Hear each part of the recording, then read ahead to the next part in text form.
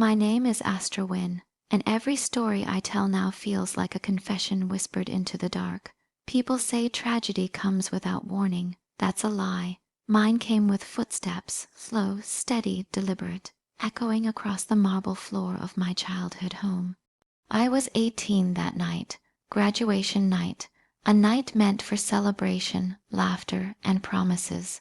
Mother had decorated the entire living room with pale blue ribbons because blue was the color of calm, she said. And father, stern but gentle, had cooked my favorite meal even though he barely remembered to eat himself on most days. We were happy, we were whole until the knock came. It wasn't urgent, it wasn't violent. It was polite, like the person behind the door already knew they would be invited inside. Father opened it. He never came back to the table.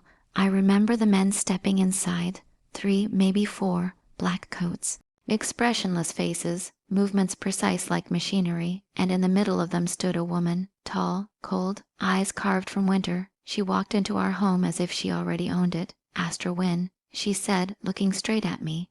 As predicted, a strange word, a terrifying one. Father tried to shield me.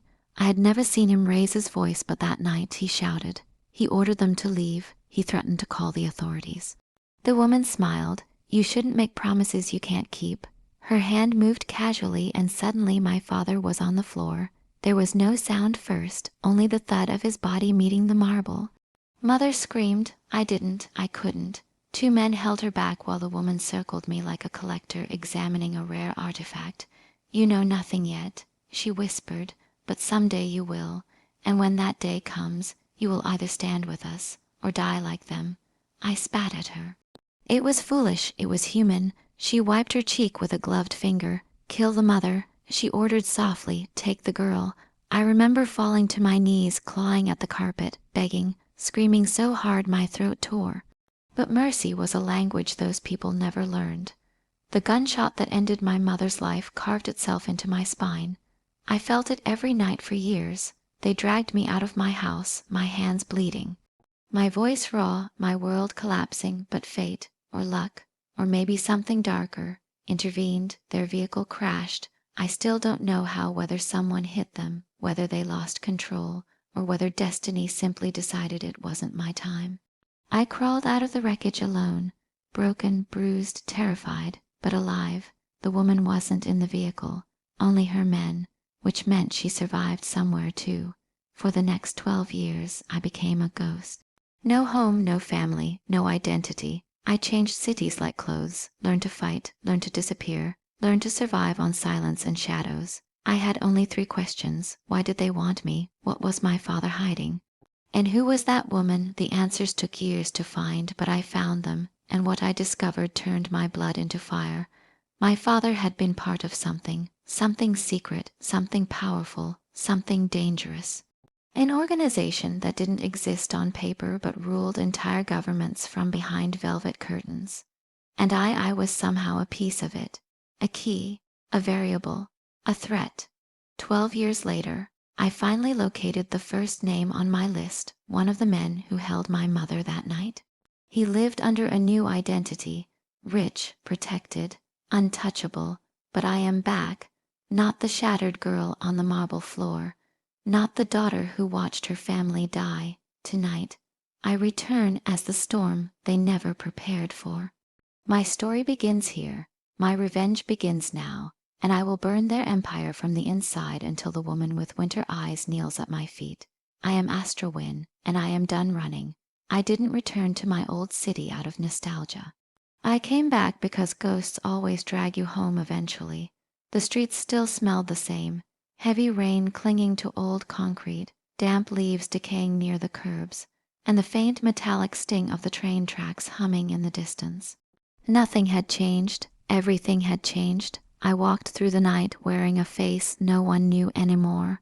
My reflection in every window looked like a stranger. Sharper eyes, steadier breath, a silence in my bones that felt dangerous even to me. The girl I was at 18 had died in that burning house. Whatever grew inside me afterward was something forged from grief and fire. I reached the apartment building where my first target lived. Caleb Burke, one of the men who held my mother, One of the reasons my family was buried in unmarked graves. He lived a comfortable life now, married 2 children, a respectable business owner, but monsters often disguise themselves as men. I watched his window from across the street, hidden in the shadows of an abandoned bus stop.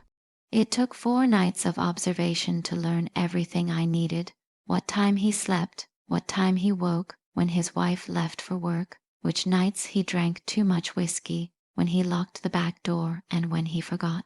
On the 5th night I entered. I didn't break anything, didn't force any locks. I had learned enough in 12 years to slip into houses like smoke, silent, unnoticed, untraceable. I stood in Caleb's living room, watching him sleep on the couch with the TV flickering faint blue light across his aging face. A bottle rested on the table beside him, half empty. His chest rose and fell peaceful, as if he hadn't destroyed an entire family. My fists tightened. I wished revenge was simple. I wished killing him would fix everything. But revenge isn't about blood, it's about truth, about taking back the power that was stolen. I sat on the chair across from him and waited. When he woke up and saw me, his face drained of color. Astra Wynn, he stuttered. He remembered me. Good. You know why I'm here, I said. He trembled so violently the whiskey glass on the table rattled. I didn't have a choice. She made us. I repeated, leaning forward. The woman with the winter eyes. His silence was enough. Fear lived behind his eyelids like a shadow that had never left him. They'll kill me if I talk, he whispered. They already did. I said, when you entered my home 12 years ago, I didn't kill him. Instead, I made him talk, and he did. He told me about the organization, the Veil Dominion, a network of powerful individuals hidden behind corporations, governments, and anonymous influence. People who manipulated countries like chess pieces. My father had discovered their internal structure. He had decrypted something he wasn't supposed to find, and I was the missing link. You were born for them. Caleb breathed shakily. There was a prophecy, a prediction, a project. You're not just some girl, Astra. I pressed the knife lightly against his throat. Finish that sentence, I whispered, and I'll make sure the last thing you ever see is the truth burning around you. He swallowed. He didn't continue, but he told me something else, something that fractured whatever part of me still clung to normalcy. The woman you're looking for, Caleb said, she wasn't trying to kill you that night. She was trying to take you. She needed you alive. They all do. I don't care what they need. They'll come for you now that you're back. Let them. Caleb gave me the first name on the official list of Veil Dominion's inner circle, a man named Lucian Drake, the money behind half their operations. Cold, strategic, untouchable, except by me. I left Caleb alive. But not unmarked. Fear is its own punishment. As I stepped out of the apartment, I felt something shift within me, the beginning of a hunt, the awakening of a storm I had buried for 12 years. But destiny is cruel in its timing. Because by the time I reached the end of the street, my instincts whispered, someone is watching you. I didn't turn, didn't slow down, didn't breathe. Footsteps followed. Soft, trained, unhurried. The Dominion had sent someone. I entered an alley, letting the shadows swallow me. I pressed my back against a cold brick wall, waiting, listening. A figure stepped into the alley. Not a man, not a brute, a woman, tall, graceful, deadly calm. But not her, not the woman with winter eyes. This one was younger, faster. Her voice held no anger, only certainty. Astra Wynn, she said, return with me. It's time. No, I replied. You don't understand your role yet. I don't care. She stepped closer. Astra, you were created for this purpose. My heartbeat froze. Something ancient stirred in my memory. Whispers, codes, words spoken by my father I never understood. Who are you? I asked. Their messenger. She whispered. Your warning. She lunged. We moved like mirrors. Her speed sharp, mine precise. We crashed into crates, metal clanging through the night. Her blade missed my throat by inches. My elbow slammed into her jaw. She staggered. I grabbed her wrist, twisted, pinned her against the wall. Tell them, I hissed into her ear, that Astra Wynn doesn't belong to them. She smiled through blood. Oh, Astra, you've never belonged to anything else. I knocked her out cold.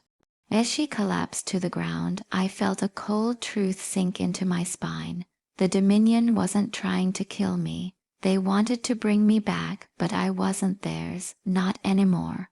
I walked away without looking back, each step echoing like the countdown of a war that had already begun. Now I had two enemies, the past that created me, and the empire that wanted to reclaim me, and somewhere in the shadows, the woman with winter eyes waited. I would find her. I would end her. I would burn everything she ever touched. Because revenge isn't justice. Revenge is reclamation, and I am ready to reclaim everything. I didn't sleep the night after the alley fight. Sleep belonged to people who still had safety, comfort, innocence. I had none of those left. My body ached from every strike the messenger had delivered, but pain was familiar now, almost a companion that whispered reminders of who I had become. The world outside my window looked peaceful at dawn, as if this city had never tasted blood. But deep inside its veins, the Dominion moved quietly, watching me, preparing for war. I knew my next step, Lucian Drake. He was the spine of the Dominion, the financier, the strategist, the monster hiding behind tailored suits and philanthropic smiles.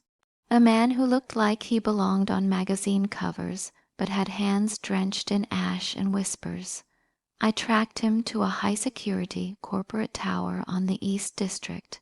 Getting inside meant passing through facial scanners, biometric locks, and guards trained to shoot before speaking.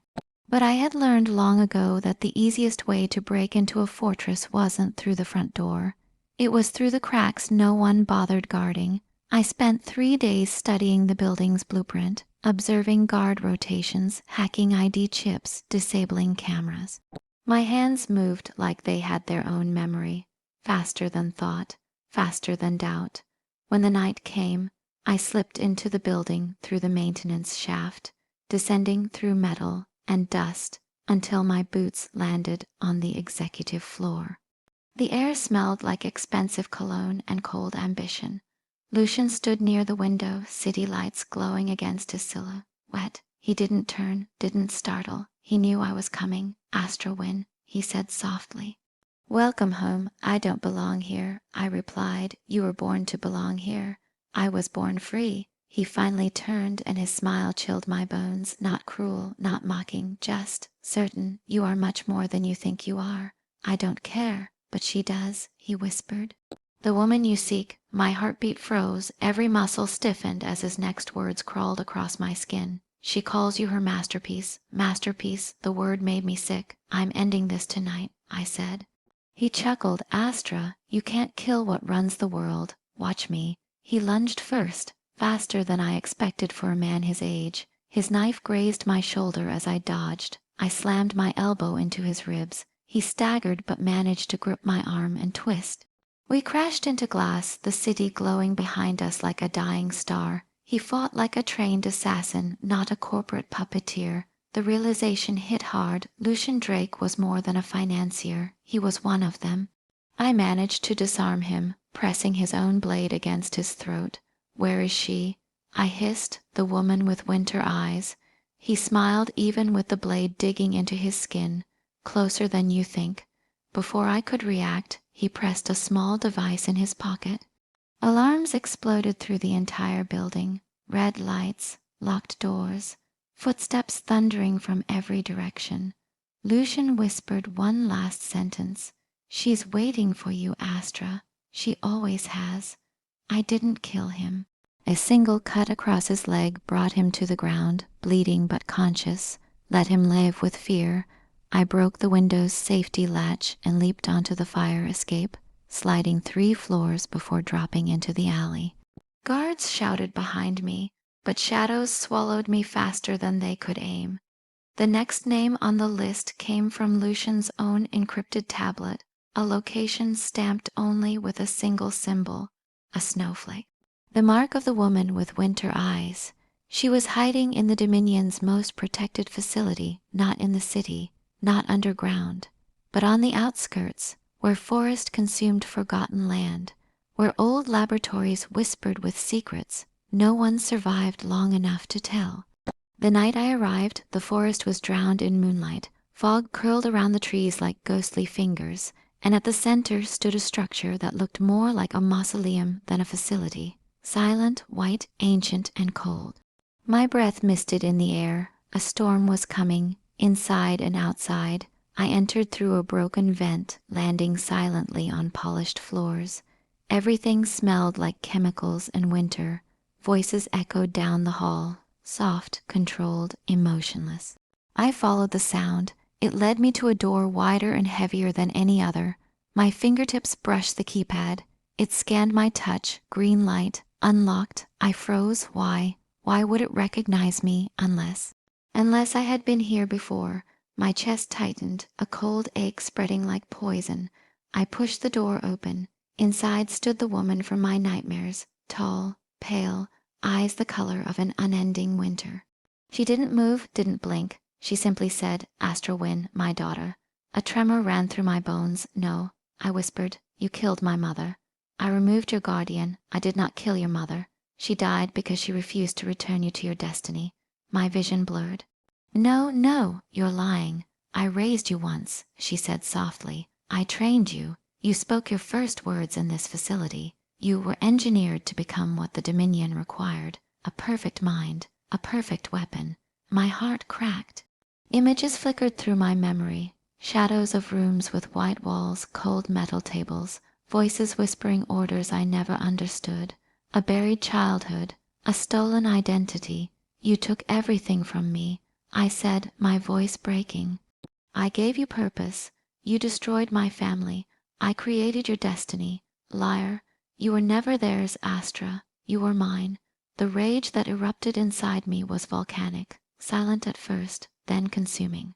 "You will never touch me again," I whispered. She tilted her head. "You came all this way to destroy me, but Astra, you cannot kill the one whose blood shaped yours. Watch me." She lunged with a blade so fast it sliced the air. But I wasn't the child she remembered. I blocked, twisted, slid under her strike, forcing her back. "You improved," she said. I became free. We clashed again, metal against metal, breath against breath. Her blade grazed my cheek. Mine cut her arm. She fought like a storm. I fought like the silence after one. The room shook with every impact. Old machines toppled. Lights flickered. Cold air sliced into my lungs. Then I saw it, her hesitation, the small tremor in her right hand, her weakness. I drove my blade forward. She staggered, blood blooming across her white coat. Her eyes softened finally for the first time. "You were always meant to surpass me," she whispered. "I wasn't meant to be you." I replied, "I was meant to end you." She smiled faintly, "And so you did." She fell. The winter in her eyes finally melted into darkness. I collapsed beside her, trembling, not from exhaustion, but from release. 12 years of fear, 12 years of running, 12 years of nightmares, gone. I burned the facility, every file, every machine, every memory of the Dominion's creation. Snow fell as flames rose, turning the sky into a war between fire and winter. I walked through the forest as dawn broke, the sun finally touching my face without feeling like a threat. I didn't know what future waited for me. I didn't know who Astra Wynn might become without revenge guiding her veins. But I knew this: I survived, I won, and the girl who once knelt on a marble floor, covered in her parents' blood, was gone forever. In her place stood a woman carved from truth, fire, and freedom. My name is Astra Wynn, and the Dominion is no more.